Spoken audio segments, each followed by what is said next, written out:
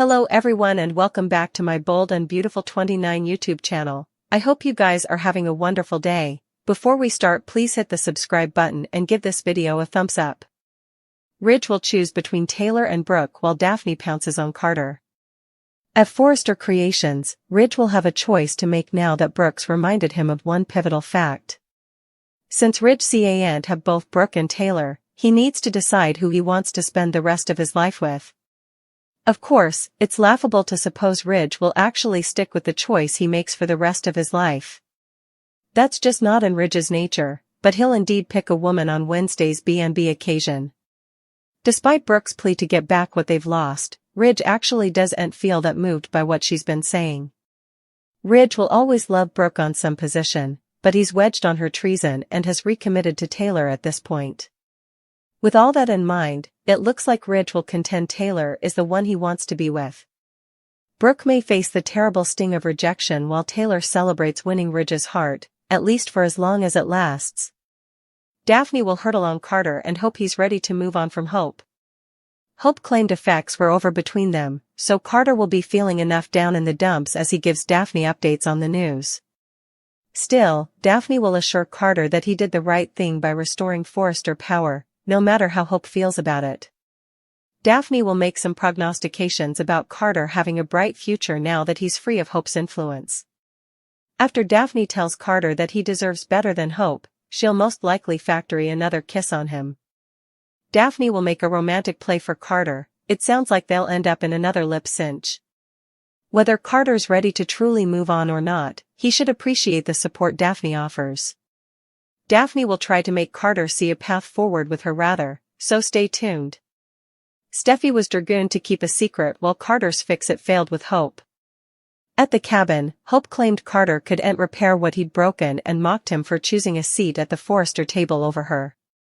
Carter wanted Hope to forgive him and see that their plan was wrong, but she refused. After Hope complained about Carter cheating with Daphne, she assumed Carter had developed passions for Daphne and let her get inside his head. Despite Carter's desire to get once all this, Hope couldn't believe he just stood there while she was lowered and blackened. That's why Hope made it clear that whatever they participated was over now. In the design office at Forrester Creations, Taylor joined Daphne and Steffi. Once Taylor got updates on Brook's moment alone with Ridge, she decided to go intrude.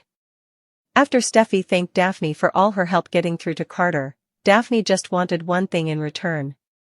Daphne claimed Carter could no way know about their secret plan, so Steffi assumed it was because Daphne had truly fallen for him.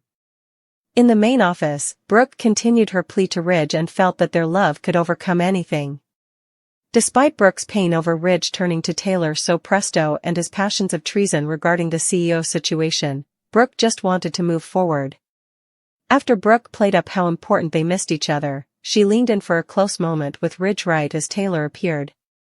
Taylor assumed this was Brook's last hopeless appeal to reunite with Ridge, but she didn't suppose it'd work. Ridge and Taylor were committed again, so Taylor reminded Brook of that news.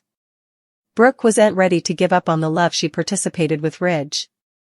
That said, Brook conceded that Ridge couldn't have both of them, so she pushed him to choose who he was going to spend the rest of his life with.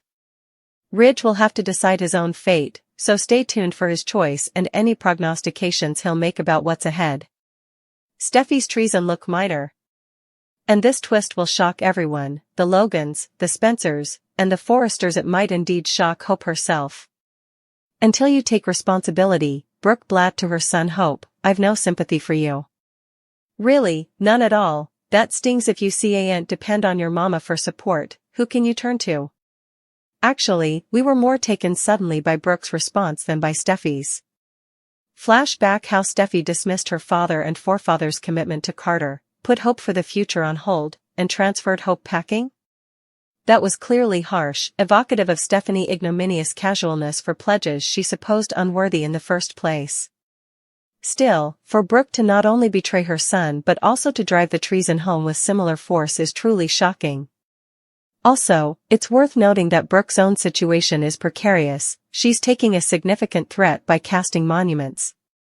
Brook had no compunctions about taking control of Forrester Creations when Fortune Ridge chose to stay with Taylor rather of her.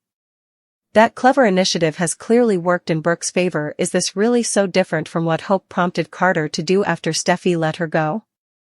Hope has given Brook multitudinous chances over the times. In fact, she has stood up for Brook constantly when others labeled her an opportunist who uses coitus as her main influence. Hope indeed overlooked Brook's incapability to distinguish between Ridge and her son's youthful, seductive swain during their hassle at the High Academy scale party. Claiming he was wearing a mask, about Oliver hardly suffices as a reason for someone as familiar with the dressmaker's constitution as Brook. So, where does this leave Hope? If Brook has truly abandoned her, Hope is left to navigate this trip alone. Dad Deacon may want to be there for his family, but let's face it, Sheila is relatively unstable, indeed if she has been lower violent recently. And Carter, forget about it, he handed Hope back to Steffi, who ain't exactly kind. Their relationship is over, indeed if it hasn't been officially shown yet. Maybe Hope will decide to leave Eldade, later each, Beth would be safe with Liam, so why not take the occasion? The interesting part of this script is Hope's implicit return. Would she come back alone, or would she bring Thomas with her? You wouldn't believe this, Steffi, we can picture her byword, I suddenly realized there's no reason not to marry Thomas, and that's exactly what I just did, surprise. Taylor, Hope, Brook, Donna, Steffi, and Tom herself. Tom, a 6-time Emmy winner, told Deadline, Brad Bell came to me and said, "This is your 35th time you've been writing, directing, and acting all this time. I suppose it would be amazing for you to combine all 3 places in one show. I set up that idea fascinating. We also had to work out how I could perform in the scenes while also directing them. I believed it was important to broadcast this during Women's History Month due to its literal applicability. B&B isn't the first to address this content. In 2020, General Hospital vented an occasion about franchise that was both written and directed by women, featuring an each womanish cast. Nevertheless, it holds special meaning for Tom. I find mama-son connections incredibly fascinating and influential. Tom participated. This is emotional for me because I lost my mama last time. I wanted to recognize her, as I wouldn't be where I'm moment without her, both literally and figuratively. So, I included a piece of her in the characters Katie and Donna, who are sisters mourning the loss of their mama. The occasion, containing runners of dialogue, was mugged in a single day. Although it explores significant themes, it isn't regarded as a standalone occasion. Tom explains, it fits into the overall narrative of the series, adding they considered creating a standalone occasion. But both she and Brad agreed it was better to keep it integrated with the ongoing story.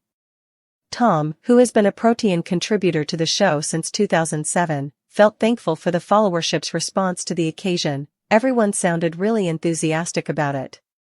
When I first joined, I wondered if there would be any counter-reaction or confusion, but the support has been inconceivable.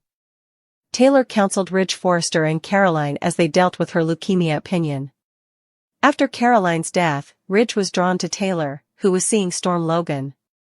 The shrink turned down Storm's offer and began dating Ridge, ultimately marrying him in 1992 despite Brook's stylish attempts to resolve them up. A time latterly, while trapped in a cabin during an avalanche, Taylor slept with James Warwick so he wouldn't die a abecedarian. Taylor was also presumed dead in an airplane crash, and Ridge went on to marry Brook.